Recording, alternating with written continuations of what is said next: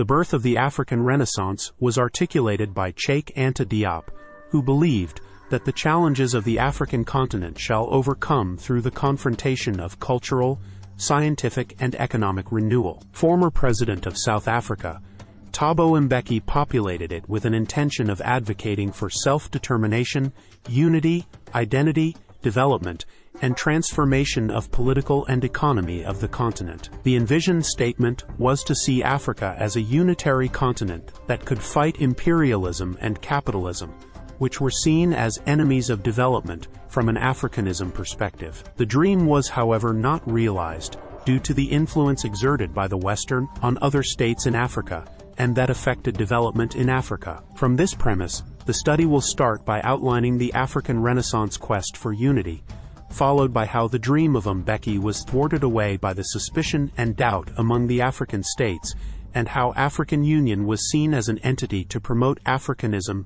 and African Renaissance. From that, the study will suggest a plan that could be implemented to resuscitate the African Renaissance from a development perspective. Need the rebirth of the continent, the renaissance of the continent across the board. And we are committed to that, consciously. In terms of a renaissance, how does that impact on the arts? What do we do with music and this and that and the other? How does it impact on the economy? How does it impact on education? What does it impact on whatever? I don't think that as Africans, we have developed ourselves sufficiently, conscientized ourselves sufficiently to be able to be the driving force for that renaissance. So I think that's our major task, to make sure that we actually build a conscious and activist army for the renaissance of Africa. What is slowing down the potential of sub-Saharan Africa in terms of growth are the major economies. It's them that are pulling down the rate of growth of GDP in terms of sub-Saharan Africa. So we as South Africans need to focus on sorting out the problems of the South African economy. So we've got to turn it around. I'm saying certainly in the South African case. This cause that we're talking about is a reflection of the failure of the democratic system in particular African countries. I know one country, for instance, that has had some coups, but a lot of democratic elections.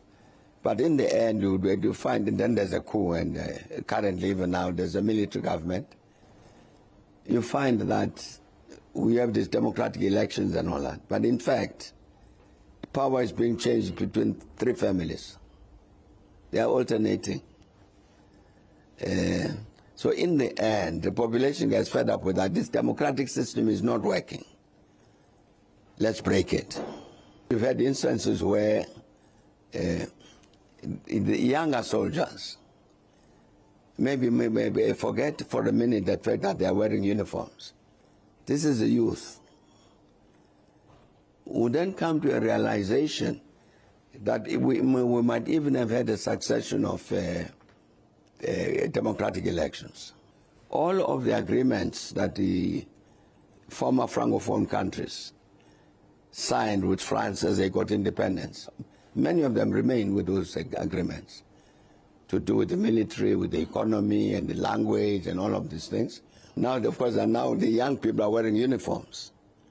So they will then use guns to remove these politicians who they say are compromised because they are tied to French neocolonialism, and we want to break. That's why I'm saying it's a failure of the democratic systems. So in the end, you get a return, the soldiers intervene. It's part of the question that we're asking about an African Renaissance. Because when we say a renewed Africa, a reborn Africa with this Renaissance, what kind of political order do we want? What kind of political system? In the South African case, in the ANC case, our basic document says the people shall govern.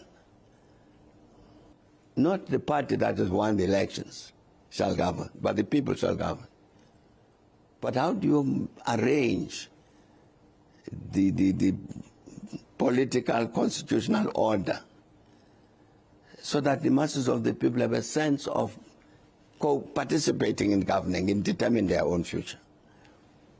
That's part of the Renaissance. When you say an African Renaissance in the politics, in governance, you've got to answer the question, what does it mean? And it can't mean you form a party and you get elected. It's got to go beyond that. Where are the people? Not for big people for self-enrichment. I'm saying that's part of your African Renaissance, to define your political order.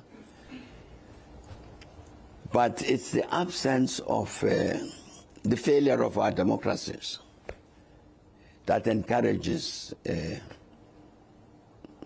return of the coup d'etat, because the political systems in many countries, individual countries, fail to address the real challenges people are facing. So it's a political challenge, and so we have to look at it and resolve whatever the problem is. One of our major challenges is a rebuilding of the African Renaissance movement, to re-inject into the African mind this concept of an Africa reborn. So because you've got to discuss, in what sense do you say, at what point will you say Africa has been reborn, there has been a renaissance? The peer review mechanism exactly is part of that process, that the African leaders could sit together as peers and say we need to look at South Africa in order to assess it according to the following criteria. And once that understanding goes down, then you start saying, no, but these are domestic matters, why do you want to interfere in domestic matters? That sense of being peers with the other Africans, with a common task to develop a particular Africa, disappears. With that consciousness about the renaissance of the continent. So I really, as I was saying, I think we can avoid, in order fundamentally to avoid all of these regressions, and therefore even re-energizing processes like the peer review mechanism, get the masses of the people on the continent, their political organizations and trade unions and churches and mosques and everybody. A renaissance in the arts, what does it mean? A renaissance in the economy, what does it mean? In politics, etc. Without that, institutions, very, very important institutions like the peer review mechanism, will falter. It's a critical challenge on the continent, including, as I was saying, you will have more coups, military coups. If you don't have a sentiment, a view that a reborn Africa, a renewed Africa, a renaissance Africa, it can't be characterized by military coups. At the base of it is a construction of a political system, a political mobilization, which focuses the minds of the Africans on the task of renaissance. In the last summit, BRICS summit in Johannesburg, when it admitted new members, what were the criteria? There was a reasoning behind it, I have no doubt. There's a rationale behind it. But I'm saying, as a citizen, I don't know. I think BRICS needs to define itself clearly. We are BRICS, and we come together on the basis of the following, to do the following. I think that is still to come.